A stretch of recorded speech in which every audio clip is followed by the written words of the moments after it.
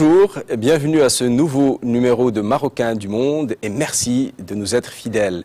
Alors, comme d'habitude, nous avons découvert des Marocains passionnants, étonnants, attachants et qui exercent leur talent loin du pays natal et qui pour autant n'ont pas oublié le Maroc.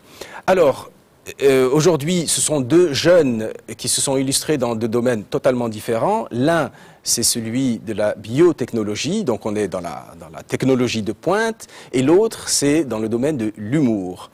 Et comme d'habitude, pour regarder avec nous les reportages, pour en parler, nous avons un invité de marque, Monsieur Mehdi Qotbi. Mehdi Qotbi, bonjour. Bonjour, mon cher Fouad. Bonjour, Mehdi. Alors, c'est pas facile de mettre la main sur vous, hein, parce que vous bougez tellement, ça a été très difficile et on a pu finalement vous avoir, mais on vous a que pour 1 heure. Ensuite, vous disparaissez, vous allez quelque part. Pourquoi vous bougez autant? Mais vous aussi, vous êtes difficile à attraper, vous savez. Non, entre Amsterdam, il suffit de venir pas ici. évident. Il suffit de venir ici. Alors, tout de suite, le sommaire de l'émission. Ce mois-ci, l'histoire d'un chercheur devenu chef d'entreprise, Hakim Kharrat. Il a su marier deux univers, celui des molécules et celui des affaires. Tout cela à partir de la découverte d'un filon en or, celui de la production des protéines.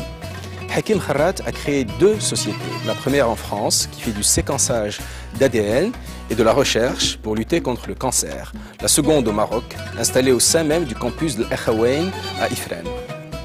Direction le Canada, ensuite, à la rencontre de Rachid Badouri. Révélation du festival Juste pour rire de Montréal, il est devenu en 3 ans à peine une véritable star au Québec. Au point que les médias ont inventé un nouveau terme pour parler de cet engouement, la Badouri Mania. L'objectif de Rachid est maintenant de sortir des frontières du Canada pour aller à la rencontre d'autres publics et peut-être de celui de son pays d'origine, le Maroc. Alors, Mehdi Qotbi, alors, monsieur le président, monsieur l'officier, comment est-ce que je dois m'adresser à vous? Appelez-moi maître. Oui, est-ce que je dois me mettre garde à vous?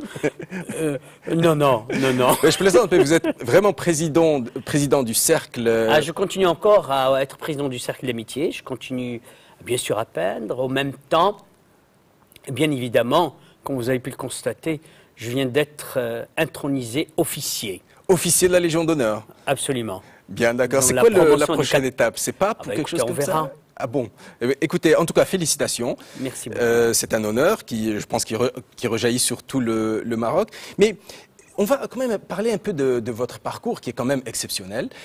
Surtout que vous venez de publier un livre aux éditions Le Fenech qui est intitulé Palette d'une vie. Alors, d'abord, vos origines. Comme on dit, vous n'êtes pas fils d'archevêque. Vous venez quand même d'un milieu modeste, pour ne pas dire pauvre. Vous êtes né où? Écoutez, je suis né dans la région de Rabat, à la campagne.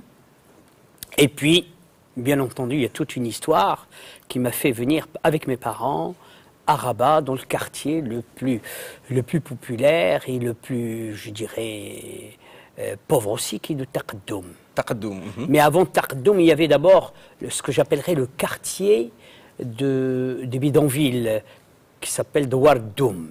Et vous avez vraiment habité là? Évidemment, je me rappelle, j'ai encore des souvenirs très amusants. C'est pour ça que c'est toujours assez fascinant quand je vois réellement... il m'arrive maintenant d'être soit dans ma maison, devant mon jardin, et en train de rêvasser, et en train de dire, mais quel bonheur de pouvoir connaître la valeur de chaque chose. Mais vous en parlez sans gêne, d'avoir été très pauvre, d'avoir grandi dans un bidonville, carrément. Écoutez, mais je remercierai jamais le bon Dieu de m'avoir fait naître pauvre afin de connaître toutes les situations et de savoir réellement et de ressentir ce que l'autre ressent. C'est exceptionnel, c'est un cadeau du ciel, ça. Je n'envie vraiment pas du tout les gens qui ont tout eu. Chaque chose a sa valeur et chaque chose, je connais sa valeur. La valeur d'un sourire, la valeur simplement d'un morceau de pain, la valeur d'un billet glissé dans la main. Vous voyez, tout cela, pour moi, est exceptionnel. Mais parlons justement de ça, parce que vous avez dit quelque part, et ça m'a beaucoup frappé, que vous avez parlé d'une seconde naissance à Toulouse. Vous êtes un peu toulousain? Écoutez, j'ai l'impression de n'être jamais né au Maroc. Ah bon? Et ma vraie renaissance, mais vous savez, qu'est-ce que c'est la famille? La famille, c'est plutôt ceux qu'on a choisis. Alors c'est comme la ville. Pour moi, Toulouse, c'est ma renaissance. C'est là Et comment où vous je êtes suis arrivé né Toulouse à la vie. Vous êtes né Oh, Mais comment vous êtes arrivé à Toulouse? Écoutez, c'est extraordinaire. Je ne connaissais rien, j'avais jamais quitté mon quartier, ni mon patelin en quelque sorte de Rabat. Et un jour, on me donne le passeport et je prends la route. Avec des 130 gens. dirhams en poche. J'ai Absolument. lu ça quelque part. Avec des gens qui m'ont convoyé avec eux et qui n'avaient qu'une envie quand ils m'ont mis dans la voiture avec eux et on a traversé le détroit, c'est de se débarrasser de moi parce qu'ils ont vu que j'avais pas un rang. Et une fois j'arrive à Hendaye, on me dit, voilà, vous êtes arrivés, vous êtes sur le territoire français, au revoir. Ah bon? Et eux, ils continuent vers la Suisse. C'est Hyundai, bye bye. Ah oui, oui, vraiment, Hendaye, bye bye, bravo, je vois que tu es tout à fait doué aussi pour la rime, mon cher, non pas simplement pour l'écriture. Et puis, Et alors, alors c'est Toulouse après? après, mais en fin de compte, c'était incroyable, parce qu'au lieu d'aller tout droit de Hendaye, Bordeaux et Paris direct, je ne sais pas par quelle raison, je suis allé à droite vers Toulouse. Et là, des jeunes louveteaux m'ont pris en voiture, ils m'ont fait dormir dans leur local, le lendemain un curé. Vous savez, toute ma vie a été parsemée de gens de la religion. Vous parliez tout à l'heure de curés, d'archevêques. Oui. Pour moi, ça a été un lien très fort avec les gens de la religion.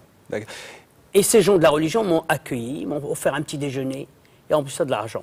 Mais c'est pas l'église qui vous a mis aux Beaux-Arts. Ça m'étonnerait. Eh bien, écoutez, l'église n'était pas loin de là puisque j'ai habité à l'église de la Dorade. Et Vous voyez, j'avais je vois au mal, presbytère, Toulouse. Oui, oui. au presbytère, j'avais un local qu'on m'avait donné en échange.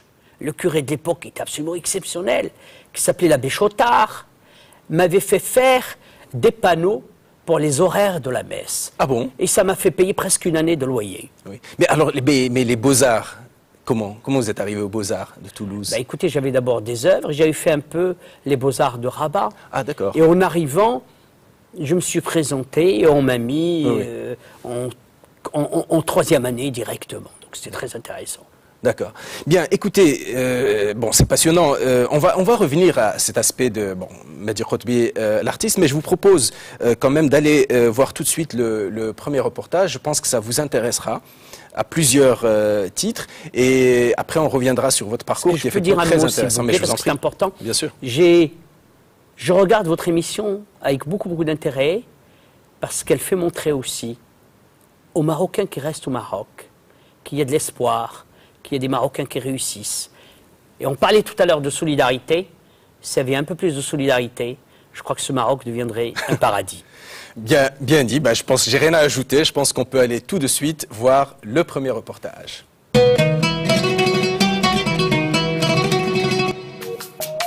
C'est l'histoire d'un chercheur devenu chef d'entreprise. Hakim Karat a su marier deux univers, celui des molécules et celui des affaires. Tout cela parce qu'il a découvert un filon, celui de la production des protéines. C'est un filon nord, je vous donne un exemple. 400 mg d'une protéine destinée à l'industrie pharmaceutique, ça veut dire GMP, coûte 700 000 euros à 1 million d'euros. Donc vous voyez, c'est pas de l'or, je sais pas quoi, c'est plus que du diamant. Donc économiquement parlant, c'est plus qu'intéressant. C'est vraiment. D'ailleurs, c'est pour ça, je vous donne un exemple. Amgen, qui est une société américaine, qui est notre grande sœur, je dirais, biotech, actuellement, elle fait 17 milliards de chiffre d'affaires de dollars. Voilà, c'est une biotech qui a réussi. Donc pourquoi pas nous?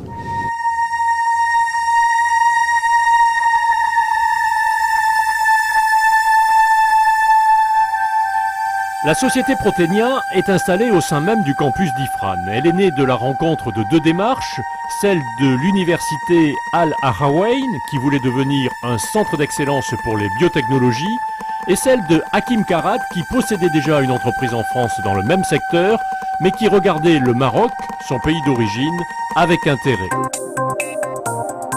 3 ans après sa création, Proténia emploie une dizaine de personnes. Ici, on produit des protéines, des enzymes ou des anticorps à partir de micro-organismes qui sont utilisés comme des usines à produire des protéines. La production d'Ifran est destinée pour l'instant à la recherche et donc au laboratoire. Mais demain, Proténia s'adressera aussi à l'industrie, qu'elle soit agroalimentaire mais surtout pharmaceutique. Au jour d'aujourd'hui, on est en contact avec des groupes pharmaceutiques, que ce soit européens ou marocains. À titre d'exemple, il y a Cooper Maroc qui est très intéressé par notre société. Et bien dans le futur proche, on pourra leur produire, que ce soit l'insuline ou des facteurs de croissance, qui lui-même mettra sous forme d'un médicament et commercialisera à travers toute l'Afrique, voire l'Europe. Implanter une entreprise au sein même d'un campus universitaire, c'est un signal fort pour associer étroitement l'industrie à la recherche. Et au Maroc, c'était aussi une première. L'arrivée de Proténia a un intérêt supplémentaire. Elle a permis la création d'un master consacré à la formation des ingénieurs en biotechnologie, avec là encore la volonté de préparer l'avenir en formant du personnel de haut niveau. Pour nous, Proténia devient, en s'installant dans le campus de l'université, une entité qui fait partie du campus. Et il se trouvait qu'au moment où le projet est né, nous ne formions pas d'ingénieurs en biotechnologie. Et donc l'idée est venue d'examiner quel serait le marché pour des jeunes ingénieurs de biotechnologie. Et à partir de là, nous avons défini donc un programme de formation, de master, qui aujourd'hui a commencé. Et l'objectif, c'est de préparer, je dirais, un personnel de très haut niveau pour Proténia, mais aussi pour d'autres entreprises, dont certaines sont jeunes, qui veulent s'installer autour de nous, et en même temps pour d'autres industries au niveau de notre pays. C'est ici, à côté de Toulouse, qu'a commencé l'aventure de Hakim Karat dans les biotechnologies. Sur cette zone de Labège Innopol, il a créé en 1999 Milogène. L'environnement était favorable. La zone accueille les grands donneurs d'ordre du secteur, Pierre Fabre, Sanofi pour les firmes pharmaceutiques et l'INSERM pour la recherche publique. Favorable aussi le soutien des pouvoirs publics, car sans cette aide publique, Hakim Karat n'aurait sans doute pas pu créer cette entreprise qui emploie aujourd'hui 25 personnes et possède une dizaine de brevets. Lauréat du premier concours d'entreprise innovante, le projet Milogène a bénéficié du coup de pouce financier sans lequel il n'aurait peut-être jamais existé. L'aide était substantielle puisqu'elle était de l'ordre de 100 000 francs, ce qui nous a permis de financer une bonne partie à la fois des équipements, mais de recrutement, puisqu'on a recruté 2-3 personnes à l'époque.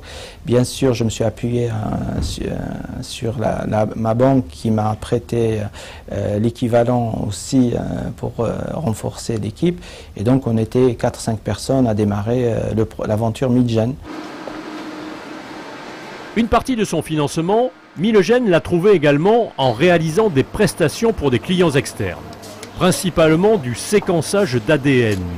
Il s'agit de déterminer l'ordre d'enchaînement des informations contenues dans un fragment d'ADN. L'ADN, c'est l'information qui nous permet d'avoir les yeux bleus, d'avoir la peau blanche, voilà. Et en fait, c'est une information génétique qui peut être lue de façon à nous donner à quoi servent certains gènes, par exemple. L'ADN est présent dans de nombreux organismes comme le corps humain, mais aussi les algues ou les bactéries. Il contient l'information nécessaire aux êtres vivants pour survivre et se reproduire. Déchiffrer l'ADN permet de le modifier ensuite et de générer des applications bénéfiques, en médecine principalement, pour identifier, diagnostiquer et trouver des traitements à certaines maladies. L'autre partie de l'activité de Milogène, c'est la recherche et le développement, essentiellement de la culture cellulaire pour préparer des protéines thérapeutiques destinées à la lutte contre le cancer ou contre le diabète, ou alors pour produire des enzymes industrielles destinées par exemple à l'agroalimentaire. La recherche pure prend du temps, c'est un travail de longue haleine, mais Milogène a réussi en quelques années à faire sa place dans ce monde très concurrentiel des biotechnologies. Pour être crédible au niveau scientifique, il a fallu qu'on s'impose au niveau, particulièrement au niveau des anticorps, au niveau des anticorps recombinants, il faut arriver à se faire reconnaître. Il y a beaucoup de concurrence, très peu en France, mais il y a de grosses concurrences à l'étranger, donc surtout essentiellement en Angleterre et aux États-Unis. Nous atouts, c'est essentiellement notre activité. Comme on est une petite structure, on est capable de prendre des décisions rapidement, il n'y a pas de lourdeur administrative. Et notre handicap, c'est aussi un petit peu aussi d'être petit et donc bien sûr au niveau des moyens financiers, c'est beaucoup plus difficile, quoique on arrive à se débrouiller quand même pas si mal que ça. Démarré grâce à une aide publique et installé au départ dans un simple incubateur d'entreprise, Milegen a donc en moins de 10 ans fait une percée remarquable. S'inspirant de modèles allemands, hollandais ou américains, Hakim Karat a démontré que le passage de la recherche à l'entreprise était possible en France aussi. Il faut dire que pour trouver son chemin, il n'avait pas hésité il y a quelques années à repartir de zéro, en quittant les laboratoires où une carrière toute tracée l'attendait pour s'inscrire à l'École supérieure de commerce de Toulouse. Il y obtiendra un MBA de management de l'innovation et acquiert par la même occasion les compétences et l'assurance qui lui manquaient. C'est cette double casquette de chercheur et de manager qui lui permet aujourd'hui d'envisager l'avenir avec sérénité. On a des projets en co-développement avec des instituts tels que MIT de Massachusetts, avec Imperial College à Londres. On a une réputation, on a une assise, je dirais, très confortable qui s'est construite sur notre concret, nos réalisations. Et on est, comme je disais il n'y a pas très longtemps, qu'on est devenu une des meilleures entreprises, la seule entreprise qui détient ce savoir-faire et ces technologies en France et parmi les meilleures en Europe, je dirais. Et tout ça à partir d'un petit fonds d'amorçage de rien du tout et qui a donné cette valeur à l'entreprise, absolument, puisque c'était le commencement. Parmi les projets de Hakim Karat, rejoindre d'ici 2 ans le cancéropole du Grand Toulouse qui est en cours de construction. C'est un investissement d'1 milliard d'euros sur un site de 220 hectares qui sera dédié à la lutte contre le cancer et qui ambitionne en 10 ans de devenir le leader européen dans son domaine. 10 ans, c'est un horizon auquel se projette également Hakim Karat et son associé, lui aussi marocain et lui aussi chercheur en biologie moléculaire. Milegen dans 10 ans, ça peut être beaucoup de choses. Ça peut être une entreprise qui sortira un médicament propre à elle, qu'elle va négocier après avec une big pharma. Ça peut être une filiale aussi d'une grosse industrie pharmaceutique si elle trouve son intérêt dans cette plateforme et son savoir-faire. Ou ça peut être une entrée en bourse ou une vente complète à un industriel qui serait intéressé par notre savoir-faire. Actuellement, il nous faut 10 fois ce qu'on a levé jusqu'à maintenant. Parce que maintenant, on est vraiment arrivé à un stade où la société s'est bien développée pour pouvoir investir beaucoup plus. Autre projet, mais cette fois au Maroc, la perspective d'une installation à Rabat, sur le site du tout nouveau Technopolis. Il s'agirait d'installer une deuxième unité de production, celle-là destinée à l'industrie pharmaceutique. Mais pour passer des 600 mètres carrés du laboratoire d'Ifran à une unité de production aux normes de l'industrie du médicament international, sur une surface au moins triple, il faudra à Proténia lever beaucoup plus de fonds que ceux dont elle dispose actuellement. Des partenaires marocains sont prêts à le faire, car le Maroc dispose d'atouts non négligeables face à la concurrence de l'Inde et de la Chine. Il n'y a pas de raison d'avoir actuellement un axe Europe-Chine ou Europe-Inde sur le problème de l'industrie pharmaceutique.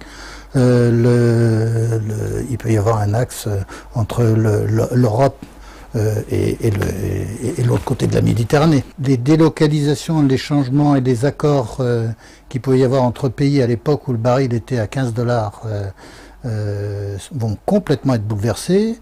On est à 120, 130, 200 dans peu de temps, peut-être 250 ou 300. Et à ce moment-là, les choses changent. Ça veut dire qu'il faudra être plus près. Et être plus près, pour le Maroc, c'est moins de 3 heures d'avion. Et un bateau pour aller de Casablanca ou du port de Rabat jusqu'au Havre ou Marseille, c'est tout de même plus rapide que pour venir de Shanghai. Donc ça va changer la chose. Le Maroc a une jeunesse dynamique avec, disons, une évolution sur le plan universitaire qui s'est faite. Et à ce moment-là, les échanges se feront. On est en train d'innover, de créer dans un domaine où en fait le coût de la matière est très très inférieur au coût de l'intelligence humaine dans le procédé. Donc c'est à la fois la qualité de la main-d'œuvre, à la fois la qualité des chercheurs et des ingénieurs qui est importante, plus que des problèmes de matières premières. Des gens comme Hakim Karat ont le parfait profil pour faire justement partie de ces gens qui sont à l'interface des deux pays et qui permettent de développer les relations économiques et sociales entre les deux pays. Après avoir longtemps cherché sa voie, le chercheur Hakim Karat a donc aujourd'hui trouvé son chemin dans l'entreprise. Toujours en courant, comme quand il allait à l'école dans son Rif natal il y a une quarantaine d'années. Mais aujourd'hui, c'est plutôt une course de fond dans laquelle il est engagé. De son père, commerçant à Nador, il a hérité le sens des affaires. À lui maintenant de savoir aussi vendre ses projets et convaincre les investisseurs dont il a besoin. Tout en poursuivant ses allers-retours entre la France et le Maroc, ce Maroc qui bouge et pour lequel l'introduction de quelques gènes d'innovation dont il est porteur va peut-être demain permettre d'accélérer le clonage tant attendu du changement.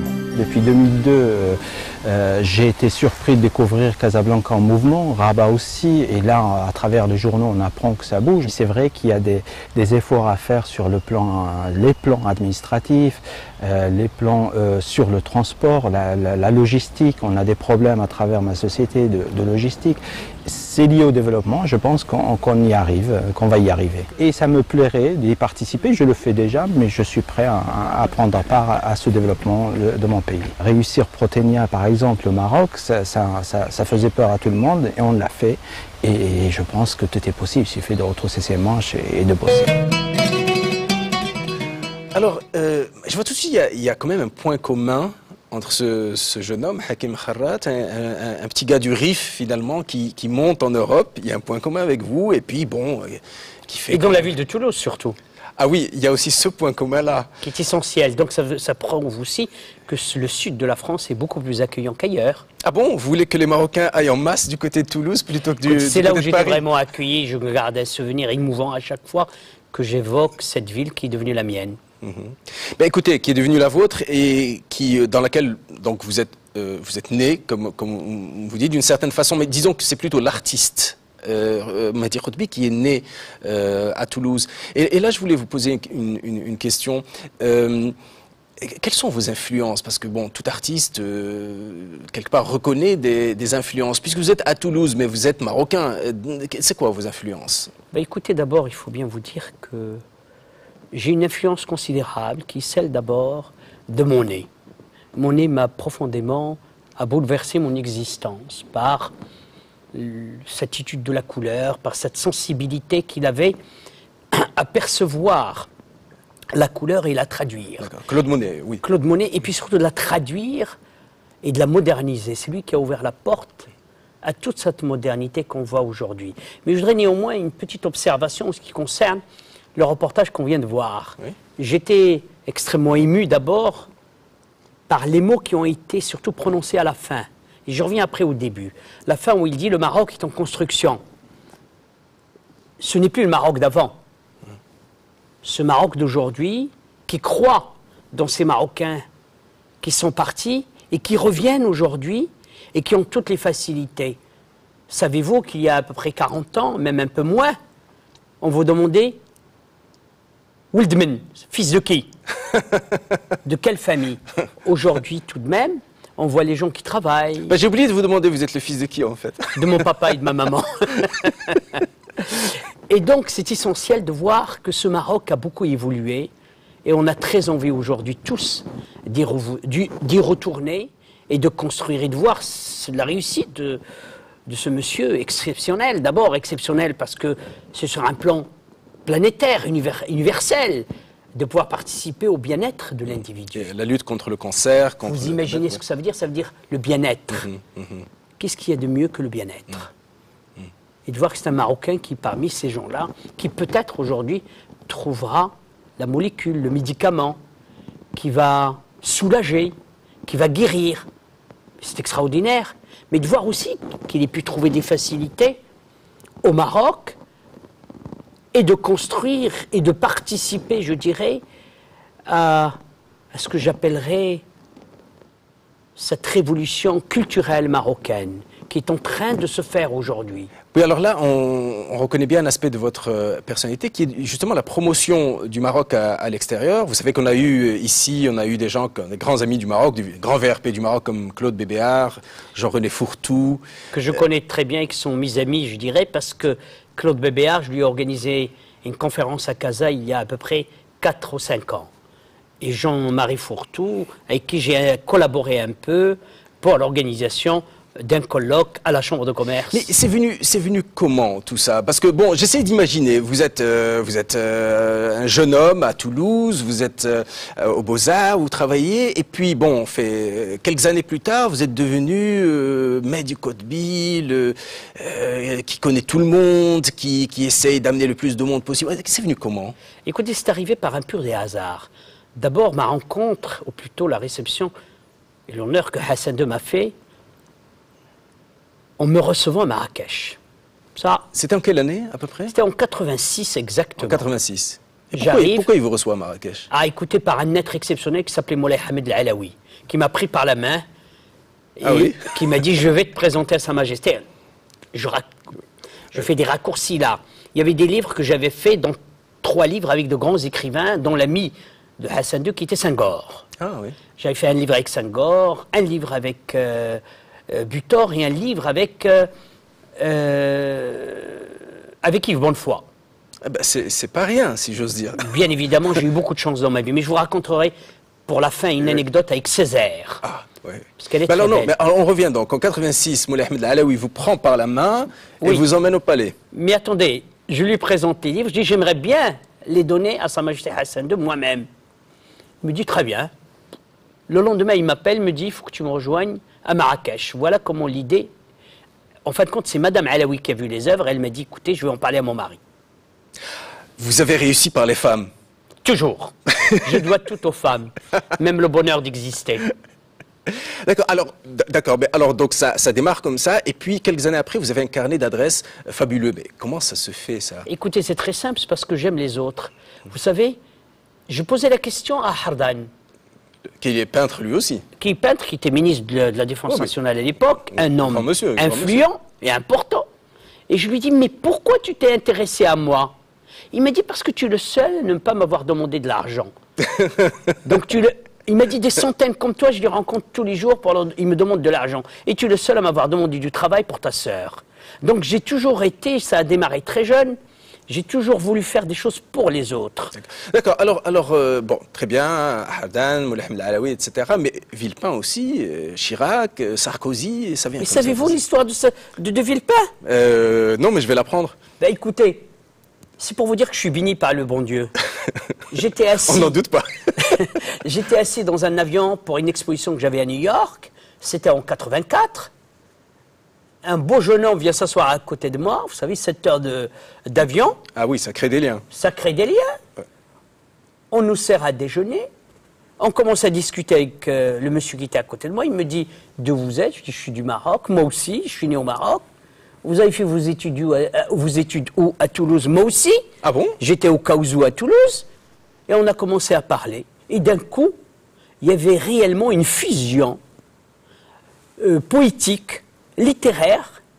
Et on a passé un voyage dont on n'a pas vu les 7 heures. Mais ne faites pas s'écouler. durer le suspense. Qui était ce jeune homme? Mais c'est de C'est Villepin, mon Villepin. cher. Voilà. Et alors, je veux dire, on descend de l'avion et il me dit, est-ce que ça te dirait de venir passer le week-end chez moi Vous étiez, à Washington? vous étiez passé au tutoyage. Ben, très rapidement, 7 heures. 7 heures. Vers la 3e, 4e heure, on se tutoie. Oui. Il a commencé, parce que j'ai toujours détesté qu'on me tutoie. Et puis, voilà comment ça a démarré. Et puis, tous les autres, c'était comme ça. D'accord.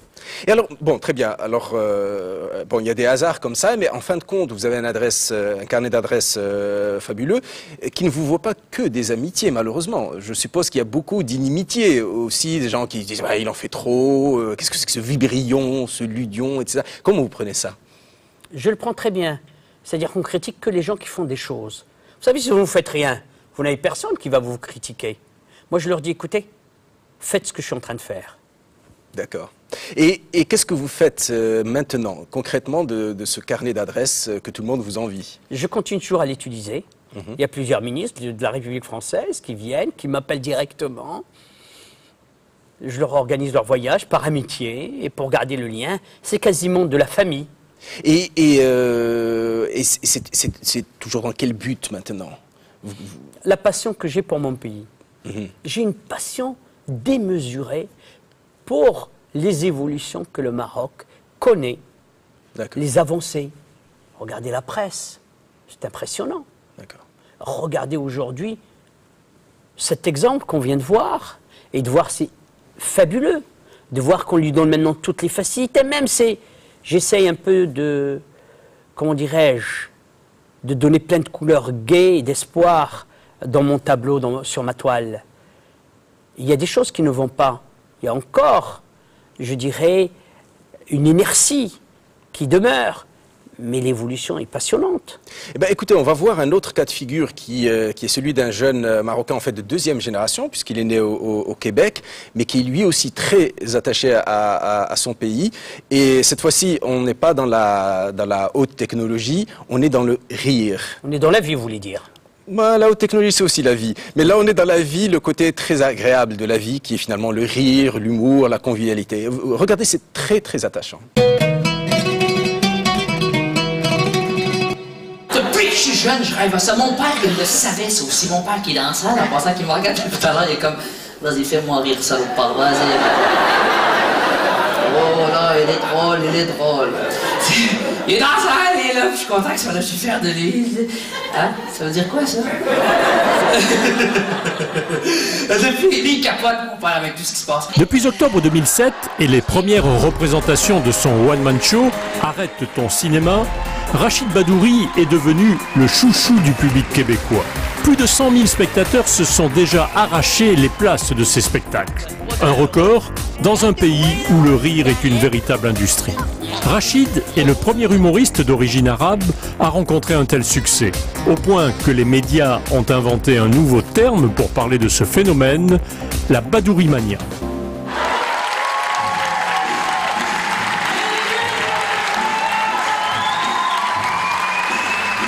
Depuis qu'il y a mon show, on a fait comme des pancartes. Ces autoroutes, des grosses pancartes. Mon père, il n'en revient pas. C'est son fils. Son fils qui ses pancartes. Il arrête du monde dans la rue, il ne connaît même pas. Je vous le dis. Il est comme genre, madame, viens voir, viens voir. Viens ta gueule, viens ici. Laisse la police, reviens ici, merde. Regarde, t'as vu? T'as vu son beau... Hein? C'est moi qui l'ai sorti de... Hein? 30 secondes, t'as vu comment je l'ai bien...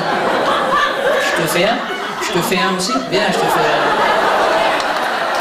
Pourquoi tu cours? Reviens ici, merde, viens. Il va chercher quelque chose de différent qu'il y a d'autres qui n'ont pas. Et ça attire vraiment, là. C'est vraiment spécial, son humour, là. Dans sa famille, c'est marocain, mais c'est un petit gars de Laval aussi, là. C'est un Québécois pur laine, je le considère comme un Québécois pur laine. Il est constant, il est très actif sur scène, donc tout le public l'aime au complet. Même ici, ce soir, c'est sold out, parce que les gens s'arrachent les billets, finalement, là. La carrière de Rachid avait pourtant débuté timidement à partir de 1999. Mais son travail et sa persévérance ont fini par payer. En 2005, l'envoi d'un DVD va lui permettre de passer une audition pour le festival Juste pour rire, un événement de premier ordre au Québec. Il y obtiendra le prix de la révélation de l'année. Ensuite, tout va s'enchaîner très vite. Télévision, cinéma, radio, scène. Fin mai 2008, son spectacle obtient le prix de la mise en scène et celui du jeu et de la performance au cours du prestigieux gala Les Oliviers. C'est un destin incroyable de pouvoir enfin faire le métier que tu as toujours voulu faire. Maintenant, on te paye pour ça. Mon père me disait toujours, avec les conneries que j'ai fait quand j'étais jeune, il me disait « Tu as toujours payé pour avoir fait le con. Maintenant, on te paye pour faire le con. » Donc, c'est vraiment vrai. Des fois, j'arrive à un spectacle et je me dis « n'en reviens pas qu'on me paye pour ça. » Pour m'amuser, pour m'éclater sur scène. C'est incroyable. En juin dernier, à Laval, au nord de Montréal, Rachid était en pleine répétition.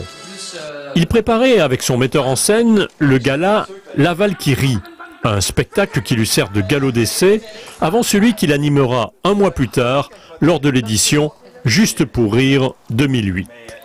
Son bagou, Ses capacités d'imitation, son aisance naturelle sont des atouts essentiels. Il y ajoute ses origines marocaines, ce qui fait de lui, au Québec, un artiste vraiment à part. Moi, je considère Rachid comme, un humoriste, mais aussi beaucoup comme un entertainer. Donc, il entertain les gens, ça implique beaucoup de lumière, beaucoup de musique. Il bouge énormément, il est très physique, il fait des imitations, danse, des chorégraphies. Alors, dans un paysage humoristique où, en général, on a des stand-up québécois à l'américaine, c'est la grosse différence. On sait que c'est un performeur à la base, mais je crois que c'est un gars qui maîtrise bien ses textes. C'est pas un monologuiste, ça faut le savoir, c'est normal. Mais par contre, quand ses textes sont appuient avec brio ses performances. C'est comme un jeu de société, c'est du 7 à 77 ans, Rachid, je crois. Donc c'est très large, c'est la performance, mais ça s'adresse aussi à des gens, puis c'est bien entendu que les Marocains, les gens qui viennent du Maghreb aiment beaucoup Rachid, mais aussi comme Québécois, on aime beaucoup ce qu'il fait. Mais pour le reste, non, il y a vraiment sa signature à lui. Tu peux pas dire que c'est du Gad Elmaleh, c'est du Rachid Badouri. Avec à peine 220 places, le théâtre de la Maison des Arts de Laval est loin, très loin des grandes salles que remplit habituellement Rachid. Mais ici, il est un peu chez lui. C'est dans cette ville qu'il est né et qu'il réside. Présent dans la salle ce soir-là, ses parents. Ils sont évidemment ses premiers fans, mais ils constituent aussi une vraie source d'inspiration pour le spectacle de Rachid. Avant qu'il sorte son spectacle, il commence à me parler. Papa, raconte-moi quand j'étais jeune, raconte-moi quand tu es arrivé ici, raconte-moi ci. Mais lui, je ne savais pas qu'il était en train d'écrire des spectacles. Et c'est après que en allant voir son spectacle, j'ai vu tout ce que, à un moment donné, des questions qu'il me posait, il commence à sortir. Quelques minutes avant de monter en scène, Rachid a sa manière bien à lui de se préparer. Il ne manque pas non plus de rendre hommage à son père, personnage récurrent du show, mais également spectateur plus qu'assidu. Allez dans la salle, mon beau papa, ce soir. Il est venu voir 75 représentations sur, imagine-toi, 126 représentations. Et ça, c'est parce que les autres fois, il ne pouvait pas. C'est pas parce qu'il ne voulait pas. Je te dis. Et c'est pas une question de, il me demande, moi, c'est le père. Je dis, papa, ce soir, est-ce que tu viens? Comment je viens? C'est toi, est-ce que tu viens à ton spectacle? Moi, je suis déjà là-bas. Ils s'arrangent avec mon équipe, ils ont des sièges, je ne sais même pas ce qui se passe, je les vois là-bas. Papa, ça va? Oui, ne sois pas étonné de me voir, je suis ton père, hein? Faut jamais oublier quelque chose. On parle comme ça, on est proche des gens comme ça, tu vois. Il faut le mettre là, parfum. La technique, c'est ma soeur qui m'a montré ça. Ça bête. Tu fais ça comme ça, et tu passes directement. C'est parti, mon ami. Showtime. Imaginez-vous si certaines personnalités avaient changé de nom pour Rachid. Hein? Tu sais, c'est le premier homme à marcher sur la Lune, là. Neil Armstrong. Ça l'a appelé Rachid Armstrong. Il l'aurait envoyé sur la Lune pareil, mais il ne l'aurait pas ramené. Il n'y avait pas de personnalité qui avait marqué le monde qui s'appelait Rachid. Imaginez-vous s'il y avait eu un Rachid Presley. Ah, à la place d'Elvis. Imaginez-vous, hein?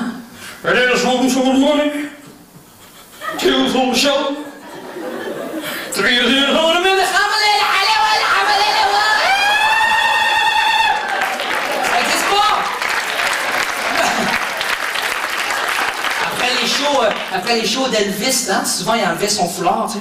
Puis il lançait dans la foule, thank you very much. Après les shows de Rachid Presley, il enlève son foulard. Thank you very much. Fils d'immigrés, né au Québec il y a 32 ans, Rachid a toujours vécu dans un univers multiethnique. Une richesse qu'il a su mettre à profit pour développer son sens de la parodie et de l'imitation. Les Chiliens, c'est les pires. Quand ils dansent partout, partout. Je vous niaise pas, j'ai été invité dans un party chilien. C'est tout le temps, 24 heures. Ils marchent de même. Oh, hey, il va aller à la retour. Merde, j'ai oublié mes clés. C'est incroyable. C'est non-stop. Non-stop, hein? Je suis sûr que quand ils meurent en dansant. C'est comme, oh. Mais, les Haïtiens, c'est les seuls qui peuvent parler avec des sons. Get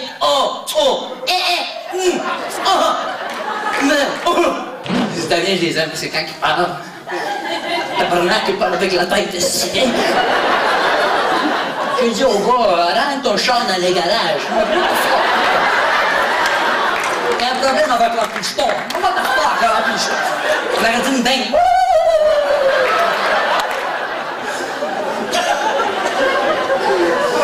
On se crève de chinois dans la salle.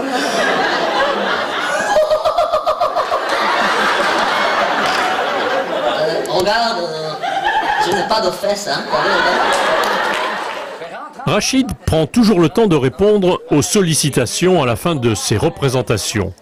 C'est pour lui une façon de rester disponible à son public, comme l'ont été d'autres avant lui, tels Gad Elmaleh. Gad Elmaleh, dont il a assuré la première partie lors de son spectacle à Montréal en septembre 2006. Et Gad qui donne un show extraordinaire, et moi je fais sa première partie. Et après on se rencontre, on parle un peu et tout, et j'ai eu la chance de lui dire ce que je pensais vraiment de lui. Alors je lui ai dit, t'es vraiment... Non, c'est pas. Je lui ai dit, Gad, j'ai dit, si aujourd'hui je fais de l'humour, c'est grâce à des personnes comme toi, comme Jamel, comme Anthony Cavana, comme des gens de personnes d'origine ethnique différente, qui amènent une saveur tellement extraordinaire et qui me disent indirectement à travers l'écran de la télévision, vas-y Rachid, fonce. Parce que tu vas me fâcher si tu fonces pas. Alors pour lui, de me laisser une place comme ça avant son spectacle, ça va toujours rester dans mon cœur. Et j'ai un poster ici, je peux vous l'amener? C'est un poster que je vais vous montrer, il m'a fait une dédicace là-dessus, c'est vraiment incroyable. Rachid Badouri n'est pas tout à fait un inconnu pour les téléspectateurs marocains.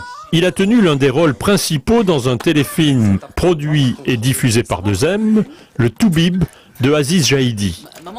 Il y jouait le rôle de Zakaria, le fils excentrique d'un médecin marocain émigré au Canada. En toute vérité, j'ouvre une parenthèse. À toutes les nuits, ouais, je rêve à Jen Lopez. Elle et moi sur la plage, à l'aise. Le soir chez moi, on mange la merguez. برافو غادي تجيب الخبز انا نجيب الدلاح وترجع الصرف بوم بوم بوم بوم يجيك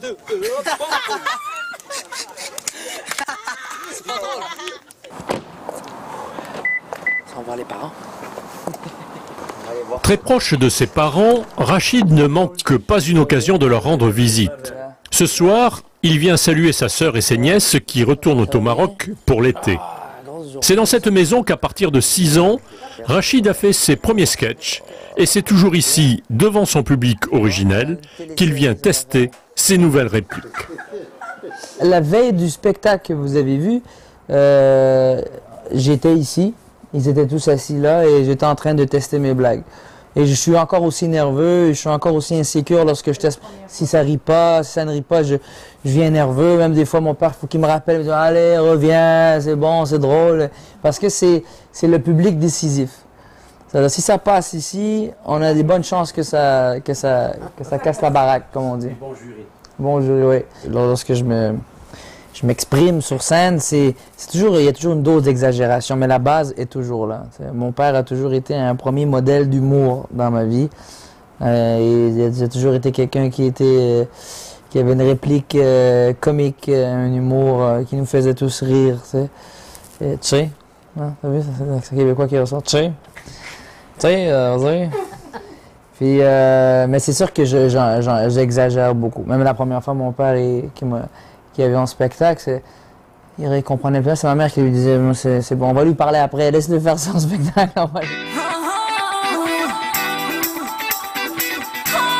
Devenu une véritable star au Québec, Rachid Badouri a donc réalisé son rêve d'enfant.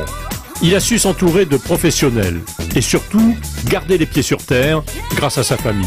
Pour donner une nouvelle dimension à sa carrière, l'étape suivante, ce sera bientôt de l'autre côté de l'Atlantique, la rencontre d'autres publics et d'abord celui de son pays, le Maroc.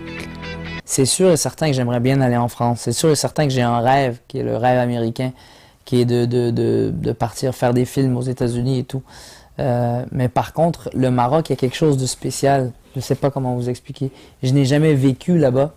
Je suis né à Montréal et j'ai vécu toute ma vie à Montréal. Je n'ai été en tant que touriste seulement au Maroc, mais tu te sens chez toi quand même. J'aimerais vraiment que ça se passe aussi au Maroc. Ça c'est encore plus que pour mon propre désir personnel, pour mes parents. Ma mère et mon père, si un jour ils ouvrent le satellite et ils voient Rachid en spectacle en direct à Casa ou quelque chose comme ça, ben mes parents, ça y est, ils vont dire bon Dieu, tu nous prends maintenant, il n'y a pas de problème. Maintenant, c'est réglé. C'est réglé. Alors, Mehdi Khotbi, une première réaction? Écoutez, d'abord une réaction de plaisir, parce que j'ai réellement ri. Et deuxième chose, c'est que, vous voyez, le rire, c'est essentiel dans la vie. Et la troisième chose, c'est qu'on se rend compte combien tous les Marocains sont très attachés à leur pays. Et encore, je dirais plus aujourd'hui qu'avant. C'est impressionnant de voir maintenant ce lien que nous avons tous Marocains avec nos pays d'origine.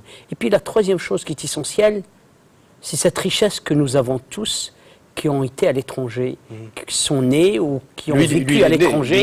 Il est né, ouais. Et de voir, vous savez, je crois beaucoup, comme dirait mon ami Senghor, à cette mixture qui est mélangée, qui donne toujours quelque chose de magnifique.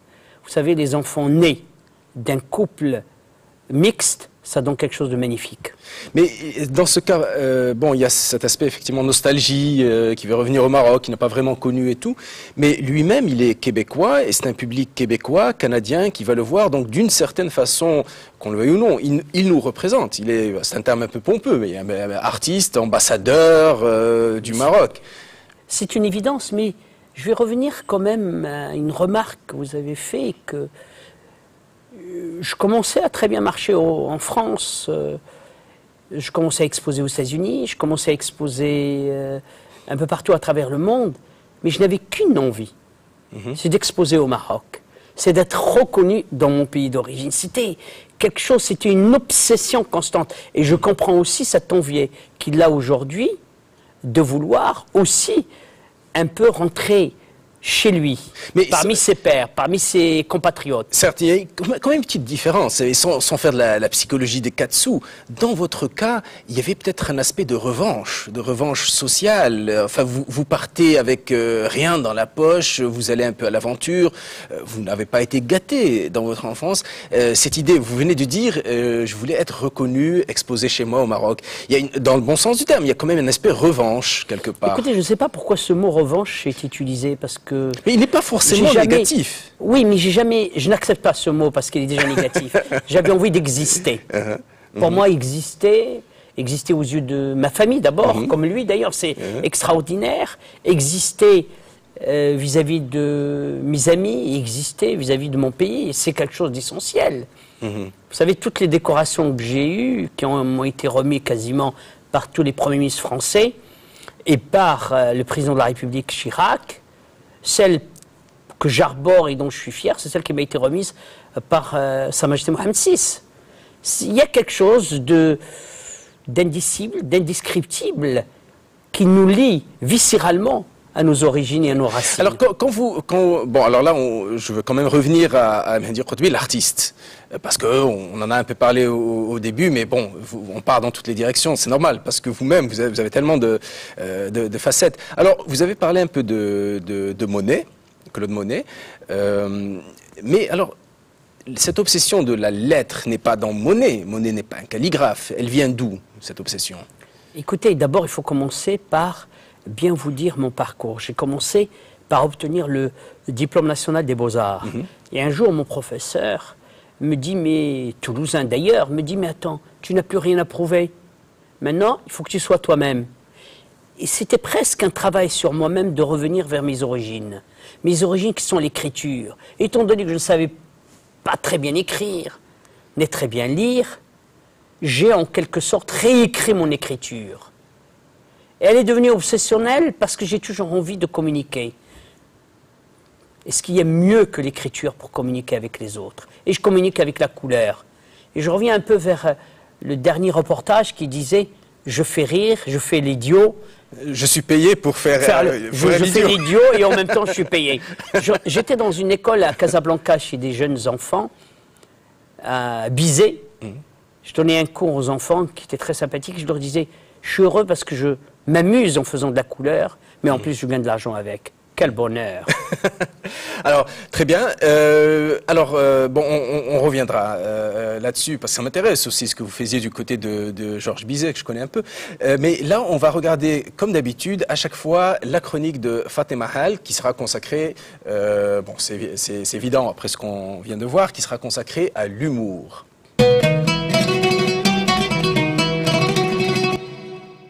Bonjour. Et oui, au Maroc, on ne peut pas vivre sans l'humour. J'ai toujours pensé que peut-être un jour, on va plutôt rembourser à la sécurité sociale les humoristes que les psychiatres, psychanalystes. Rappelez-vous, quand on était petit, on n'avait pas de télévision, qu'est-ce qu'on écoutait? Les histoires de Joha, ce personnage qu'on disait simple d'esprit, qui est tellement important, extraordinaire. Et puis plus tard, eh bien nous dans l'immigration, on a rencontré Jamel Debbouze. J'ai eu aussi la chance de rencontrer Pierre Desproges, j'ai eu la chance de rencontrer Gad El-Mallah et bien d'autres. Jamel Debbouze d'abord. Regardez ce garçon. C'est vrai, il est mignon, ce garçon, mais ce n'est pas Brad Pitt. Il sort de trappe. Et son talent l'emmène très très loin. En 1996 ou 98, je n'en sais rien, je ne me rappelle pas. Ma mémoire, des fois, flanche. J'étais invitée, j'ai eu la chance d'être invitée pour la fête du trône avec Jamel. Et puis, on se retrouve tous les deux à Rabat et un garçon s'avance vers nous et se présente. Je suis un grand cadre. Et Jamel me regarde malicieusement et me dit, on décroche. Et puis voilà, ma vie a commencé avec ce jeune garçon qui nous a fait rire, qui nous fait rire. Mais Jamel, ta plus belle réalisation, c'est de donner la parole, c'est de donner la chance à tous ces jeunes de banlieue, blancs, noirs, beurre, de toutes les couleurs, tous les talents, tu les as réunis avec toi. En général, les gens, quand ils sont talentueux, ils évitent d'avoir de la concurrence autour d'eux. Toi, tu as été généreux, tu as été génial, tu as donné la parole, le micro à tous ces jeunes qui nous font rire. Et puis, il y a eu Gad El-Mallah. Bah oui, Gad, toi, avec tes beaux yeux bleus, pas très commun à Casablanca. Tu avais quand même une petite chance en plus. Mais tu vas au Québec, avec leur accent. Déjà, moi, qu'à l'accent, ça me fait rire. Mais Jamel et Gad, tous les deux, dans l'immigration, vous nous faites non seulement vivre, on détourne les problèmes quotidiens avec humour grâce à vous, et ça, on ne l'oubliera jamais. Et comme les Marocains sont ouverts sur les autres, rappelons-nous de Pierre Desproges. Pierre Desproges, en 1986, invite Fatemah Cherkaoui sur le plateau, qui venait d'écrire un livre, et fait un sujet filmé sur Fatemah Hall. Et il commence comme ça, sur la 2. Elles sont toutes les deux marocaines, elles s'appellent toutes les deux Fatemah, avis à tous les racistes, passés sur la 1. Et alors, pour lui rendre hommage, on n'oubliera jamais sa phrase, « On peut rire de tout, mais pas avec n'importe qui. » Au revoir. Alors, une réaction, l'humour, Fatemah. Écoutez, Fatemah, je la connais, j'aime beaucoup ce qu'elle fait, je suis fier de ce qu'elle fait, de ce qu'elle est arrivée, et donc j'ai beaucoup aimé les mots qu'elle a utilisés sur l'humour. L'humour, c'est la vie, l'humour, c'est ce qui nous permet aussi de s'évader du quotidien. Mais nous en avons besoin, mais je voudrais quand même rajouter quelque chose. Rire, c'est vrai, mais pas au détriment des autres. Pas au détriment des autres. Oui, parce que j'ai vu un jour un humoriste français qui était venu à Casablanca et qui a fait un humour un peu qui m'a profondément blessé sur les personnes assez potelées, assez bien portantes. Alors c'est facile et ça m'a beaucoup choqué, je n'irai plus jamais voir cet énergumène. Ça y est, c'est le boycott. Ça ne m'intéresse pas. Qu'est-ce qui vous fait rire? Je ris du tout, même de moi-même. Ah, c'est très important ça. Ça, c'est très important. Oui. Vous êtes un joyeux luron dans la vie, comme ça? J'aime rire de tout, même parfois en pensant à des blagues, parce que au Maroc, on fait beaucoup de blagues autour des déjeuners. J'étais dimanche en train de déjeuner avec des amis, on a terminé le repas par des blagues. Ah bah c'est fabuleux, c'est extraordinaire et c'est tonifiant. Bon, assez rigolé, Mehdi Khotbi, parlons d'avenir. C'est quoi l'avenir pour vous? J'en suis en plein dedans parce que j'ai fini d'étoiles pour la gare de Marrakech, d'étoiles qui sont accrochées et qui accueillent à l'aéroport de Casablanca. Ce sont des toiles ou ce sont des fresques ou non, des toiles. Ce sont des toiles. Non, parce que je les travaille chez moi, donc des toiles qui sont après accrochées. Et c'est un accrochage, c'est permanent, c'est pour... Bien évidemment. Bien évidemment, c'était des commandes. Oui, d'accord. Okay. Et puis j'ai une commande pour le pavillon marocain à Saragosse, qui est une toile quand même de 60 mètres carrés. Pourquoi Saragosse? Parce qu'on me l'a demandé, pour le pavillon marocain à l'Expo universelle. Pour l'exposition universelle. Bien évidemment. De Saragosse. Ah d'accord. Et c'est une toile qui fait combien? 60 mètres carrés. 60 mètres carrés? Absolument, 30 mètres sur 2 mètres. Ça doit être l'une des plus grandes toiles du monde. Je crois que c'était une toile... Enfin, ça doit être la plus grande toile du monde, en fait, non? Écoutez, je ne suis pas dans la concurrence, ni dans le calcul des mètres. J'ai fait quelque chose qui m'a passionné. Vous voulez parler de celle de Raoul Dufy sur l'électricité. Oui, sur l'électricité, voilà, celle-là. Elle est grande, mais je ne sais pas combien elle mesure. Ce qui m'intéresse, c'est qu'on m'a donné la possibilité de m'exprimer sur une surface fabuleuse. Et le thème, c'est la vie, ça veut dire l'eau. Sur le thème de l'eau. Sur le thème de l'eau. C'est un thème effectivement très sérieux. Alors là, c'est votre avenir en tant qu'artiste, et puis votre avenir en tant que Khotbi, le lobbyiste, mais ce n'est pas négatif quand je dis le lobbyiste. Mais je ne prends jamais les choses négativement. Très bien. Alors ce côté-là, le cercle franco-marocain, etc., qu'est-ce que vous faites? Après ce qu'on vient de voir, je vous rappelle, dans le premier reportage, le jeune homme disait, finalement, nous avons besoin d'argent pour grandir, pour être à la Technopolis de Casablanca, etc. C'est quoi? Et vous savez, j'ai toujours trouvé que les colloques, les rencontres ont été toujours positifs. Quand j'avais démarré les colloques, je ne pense pas qu'il y avait des choses qui étaient faites encore sur le Maroc par les colloques. Les colloques permettent de rencontrer les gens, permettent aussi de se connaître, permettent de faire connaître nos causes. Et je crois qu'il ne faut jamais se lasser de faire des rencontres, pas simplement au Maroc, mais à l'étranger aussi. Et porter, je dirais, cette richesse que le Maroc a. Un peu plus encore, ce que dirait un tout petit soupçon de sérieux de la part de nos compatriotes sur place, et à mon avis, on pourra avancer. Et je pense au titre d'un article que j'ai lu sur vous, qui est paru, je crois, dans Maroc Hebdo, sur la passion de convaincre. C'est ce qui vous motive, la passion de convaincre. C'est ce qui vous fait, Écoutez, vibrer. Je vais vous dire quelque chose que j'ai souligné dans mon livre, où je disais personne et jamais rien ne m'a résisté. C'est pas du tout de la prétention. Même les femmes. Mais attendez, personne ne m'a jamais résisté. Il m'est arrivé une seule fois un échec dans ma vie avec une femme. Mais peut-être que c'était la meilleure façon de vivre aussi. Un seul échec? Vous êtes plus fort que Omar Sharif, qui en a eu plus qu'un. Ah non, mais on va pas faire de la concurrence là. J'ai tout obtenu ce que je veux, parce que j'ai toujours mis du cœur et de la passion. Et quand on met du cœur et de la passion, à force d'insister, comme dirait d'ailleurs de Vidrine qui a déclaré ça à un journal, il disait, il faut donner à Mehdi Khotbi ce qu'il souhaite tout de suite. De toute façon, il ne vous lâchera pas. C'est un peu ce qui se disait de tous les autres. Bon, je trouve que c'est une très belle conclusion. Il faut donner à Mehdi Khotbi ce qu'il demande parce qu'il ne lâchera pas. Écoutez, on vous remercie, on a passé une heure très agréable avec vous. Merci Mehdi Khotbi. Eh bien, écoutez, moi je vous remercie aussi de m'avoir invité. J'ai passé un bon moment avec vous. Merci. Et puis en même temps, je voudrais vous dire que cette émission est un plaisir pour moi, chaque mois, de voir ce que vous êtes en train de faire et de montrer d'abord aux Marocains de l'intérieur qu'il existe une représentation meilleure que tous les ambassadeurs qui existent. Merci Mehdi. Merci à vous pour nous avoir regardé aujourd'hui. Et il ne me reste plus qu'à vous donner rendez-vous dans un mois pour un nouveau numéro de Marocains du Monde.